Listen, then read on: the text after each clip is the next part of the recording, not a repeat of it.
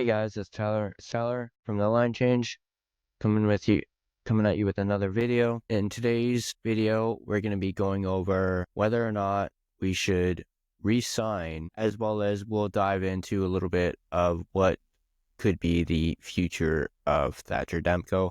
Obviously, we found out earlier today that Demko is officially week to week with a lower body injury. Now, they're saying it's not the knee and that he won't be on this upcoming road trip for the Canucks, which is a bit of a blow for us. We're going to start off with whether or not we should re-sign Kevin Lankinen. And let's look at our first bullet point that we have here. And that is the question on, can we re-sign Kevin Lankinen? Like, can we actually do it? Which then leads into the second, how much is it going to cost to re-sign Kevin Lankinen? Now, obviously, Kevin Lankinen at the start of this season signed very, very late, basically signed almost into the preseason, and he signed for a very team-friendly deal. He was obviously looking for a lot more money, but, no one was willing to give him that money. So he signed a shorter deal than he originally wanted. And so far, it's worked out great for the Canucks. They signed him at a cheap deal, and look at the way he's performed this season. I would say, outside of Quinn Hughes, he has been the MVP of this team. He's put this team on his back. And a lot of these wins that we've had are because of Kevin Lankinen. Obviously, you can't put it all on Lankinen. There's the Quinn Hughes aspect as well, but between him and Quinn Hughes, they've been the lifeblood of the Canucks so far this season. Which brings us to our third point: would he take another team-friendly deal? Personally, I don't think he will. The guy got burned once with that. He decided to take a smaller deal and essentially prove himself. I feel as though he has proved himself with his play so far this season.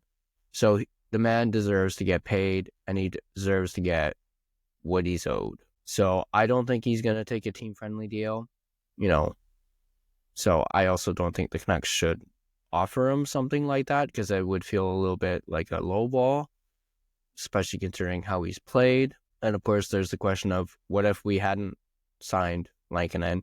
Where would we be right now? Where would we be in the standings? Would we have won as many games as we have?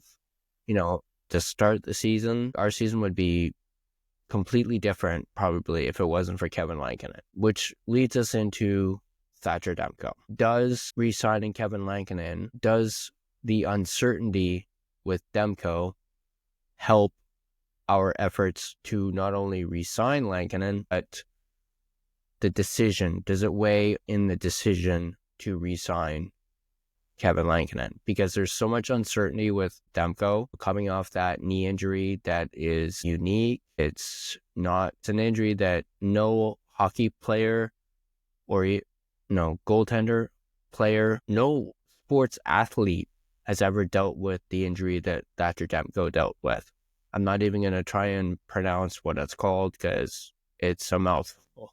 But it's the back of your knee, and it's an injury that can't be fixed by surgery. Basically, Demko is going to have to play with this injury, per se, for the rest of his career. It's not fixable, There's no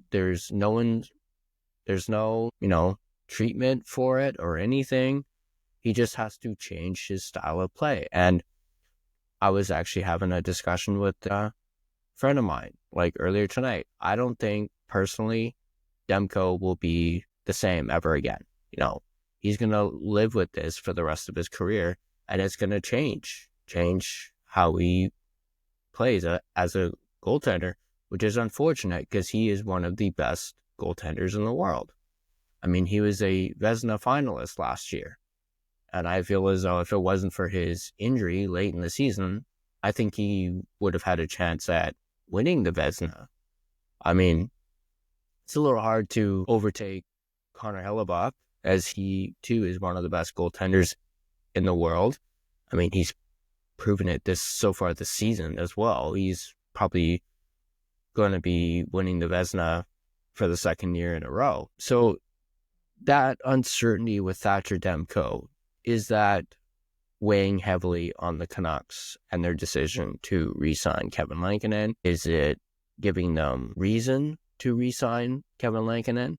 The question is, does Kevin Lankinen know this? So he might try and bump up his price and get his bag because he knows the Canucks can't rely on Thatcher Demko, and they're essentially backed into a corner. So there's that aspect. Now, shifting a little bit away from Kevin Lankinen, let's talk a little bit more about Demko and the big question.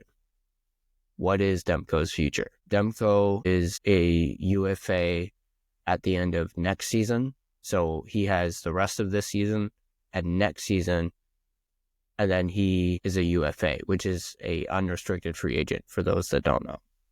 It basically means after next year, Demko can sign with any team he wants. And yeah, that's basically what that means. So that begs the question, as I mentioned, what is his future? Do we keep him?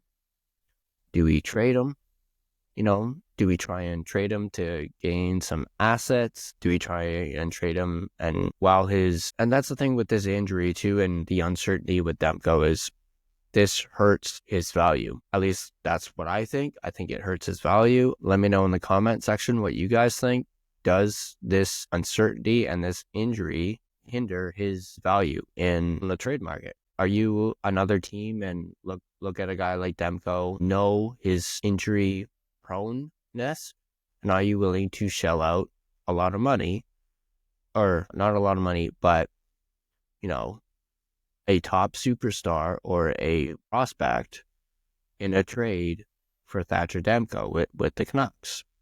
So there's that. Going back to Lankinen a little bit, we mentioned before, how much is it going to cost? I honestly don't really know what Lankinen is really looking for, but I have heard thrown around one number in particular, and that's 4x4, which is 4 years at $4 million, which is I actually don't mind that at all. I would take that. If I were the Canucks, and if Kevin Lankinen's camp brought that to the Canucks, and if I was Alvin, I'd agree to that. I think that's fair. Not only does Lankinen get paid, he gets his pay raise, but we get him for the next 4 years, and that helps at least the concern with Demko. It gives us a backup option, as Kevin Lankinen has proven that he can be a starting goaltender. He's proven it this year. Beyond a shadow of a doubt, he's proven it. 5-4 is the going number. I don't know if for sure if that's a number that Lankinen is looking for, or if he's looking at 4x5 or 5x5. If that's what he's pushing for, sign it. Say, sure, done. And again, the sooner we re-sign Lankinen, that's one less thing we have to worry about during the summer and during the off season. The sooner you get it done, the better, I would say. Don't leave it to the last minute, because as mentioned, Lankinen is a UFA at the end of the season, so he can talk to other teams. Other teams could throw money at him, and that would hurt the Canucks. I mean, perhaps Lankinen would be willing to listen to the Canucks first, as a show of them signing him and supporting him and him playing so well, and the fact that they've believed in him, something that other teams prior to the season starting didn't. Clearly they didn't believe in him, or else he probably wouldn't have signed so late, and he would have signed with another team earlier on. So there's that. So the question's for you guys. Do you guys think we should re-sign Kevin Lankinen? And how much do you think it'll cost? Is that 4x4 number sound reasonable to you? Is it a fair contract? Is it a good contract? Speaking of contracts, a little bit off topic, but The Canucks announced today that they had re-signed Drew O'Connor to a 2-year deal. I believe it was $5 million, which is not bad at all, for a bottom six speedy winger. And I'll admit, since that trade, I've loved his play, and I believe, he's a good fit for this team. And he's shown his speed, and that's, I believe, something that the Canucks really needed, like desperately. Both him and Hedl have shown that speed factor. They've injected a whole lot of speed into this lineup, and it's paid off in dividends for them. So good on Patrick Allvin for re-signing not only Drew O'Connor, but also a little while earlier, he re-signed Marcus Pettersson to a 6-year deal, which is great. So now we've locked up in that JT Miller trade.